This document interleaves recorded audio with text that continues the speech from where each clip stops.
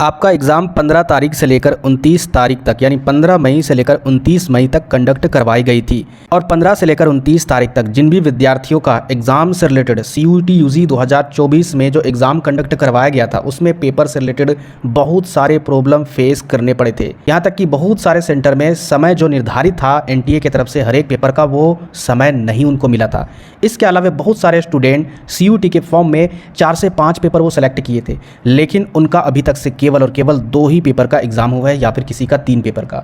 Maximum अगर देखा गया है तो लैंग्वेज पेपर का किसी विद्यार्थी का एग्जाम ही नहीं हुआ है, एडमिट कार्ड ही नहीं रिलीज हुआ है। इसी तरीके से बहुत सारे पेपर के रिगार्डिंग स्टूडेंट के साथ प्रॉब्लम फेस करना पड़ा। और मैंने आपको डायरेक्ट बताया, अगर जो भी प्रॉब्लम फेस सेंटर में कर रहे हो, जो भी प्रॉब्लम अगर पेपर के रिगार्डिंग कर रहे हो, या फिर आपका एडमिट कार्ड नहीं आया, या फिर आपका सब्जेक्ट का एग्ज़ाम नहीं हुआ, किसी पेपर का एग्ज़ाम नहीं हुआ, सारी प्रॉब्लम NTA को ईमेल करके प्रोवाइड करो। ईमेल करने का तरीका मैंने बताया, किस तरीके से ईमेल करने के बाद फिर NTA को कॉल करने के लिए बताया। क्या आपको वहाँ पर सारा कुछ जो भी प्रॉब्लम है वो दर्ज करवाना है, क्योंकि NTA का कॉल रिकॉर्ड होता है। साथ ही साथ खास करके जो ईमेल किए हैं उनकी समस्या को यहाँ पर सुना जाएगा, उनकी समस्या को हल किया जाएगा। NTA ऑफिशियल तरीके से अनाउंस कर दिया है।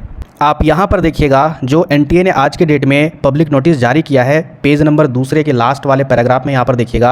अगर आप यहाँ पर इसे पढ़िएगा ध्यान से तो इसमें यही चीज़ निकल कर आ रहा है। 30 तारीख तक जिन भी विद्यार्थियों का अगर जो भी प्रॉब्लम फेस करना पड़ा है और वो प्रॉब्लम अगर जेन्युइन है वो चेक करेंगे NTA वाले। यानी जो भी प्रॉब्लम आपका जेन्युइन है, जैसे कि किसी का पेपर ही नहीं एग्जाम हुआ है, जैसे कि किसी का एडमिट कार्ड में सब्जेक्ट ही नहीं मेंशन था, उसका एग्जाम ही नहीं हुआ, ये तो आपका जेन्युइन है। जैसे कि किसी का टाइम में प्रॉब्लम था, उसी तरीके से अगर किसी प्रकार से कोई भी जेन्युइन प्रॉब्लम फेस करना पड़ा है और उन्होंने NTA के पास, वो विद्यार्थी वो स्टूडेंट अगर NTA के पास ईमेल किए हैं तो आपकी प्रॉब्लम को सॉल्व किया जाएगा। यानी ओवरऑल यही चीज़ निकल कर आ रहा है, आपका एग्ज़ाम करवाया जाएगा फिर से। और उसके लिए एडमिट कार्ड आपका 15 से लेकर 19 तारीख के बीच में कभी भी रिलीज़ कर दिया जा सकता है। तो जिनका भी एग्ज़ाम नहीं हुआ था, जो भी पेपर का, अगर वो ईमेल किए होंगे, शिकायत दर्ज किए होंगे, तो आपका फिर से एग्ज़ाम कंडक्ट होगी। इसके अलावा आपका एग्ज़ाम किस मोड में होगा, क्या पेपर मोड में होगा, पेन और पेपर वाला, ऑफलाइन वाला, बिल्कुल भी नहीं, CBT मोड में होगा। ठीक है, यानी कंप्यूटर बेस्ड टेस्ट में ही होगा, जैसे कि जनरल टेस्ट या फिर हिस्ट्री या फिर इसके अलावा इंग्लिश, जो भी पेपर का अगर आपका एग्ज़ाम ऑफलाइन में था पहले, उससे कोई मायने नहीं है। अगर उस पेपर का एग्ज़ाम आप नहीं दिए हो या फिर उसके रिगार्डिंग आपको प्रॉब्लम फेस करनी पड़ी, तो आपका फिर से एडमिट कार्ड रिलीज़ होगा 15 से 19 तारीख तक और सिर्फ CBT मोड में ही एग्ज़ाम कंडक्ट होगी। यानी आपको कंप्यूटर में ही एग्ज़ाम देना होगा। तो कहीं ना कहीं आपकी समस्या को सुना जा रहा है, NTA के द्वारा सॉल्व किया जा रहा है। और ये चीज़ निर्णय किस लिए ले रहे हैं, ताकि जिस तरीके से नीट में धांधली हुई, नीट में स्कैम हुआ, उस तरीके से यहाँ पर किसी प्रकार से कोई भी कमी नहीं हो। नहीं तो भाई CUET वाले भी नीट के जैसा वाट लगाएंगे NTA का।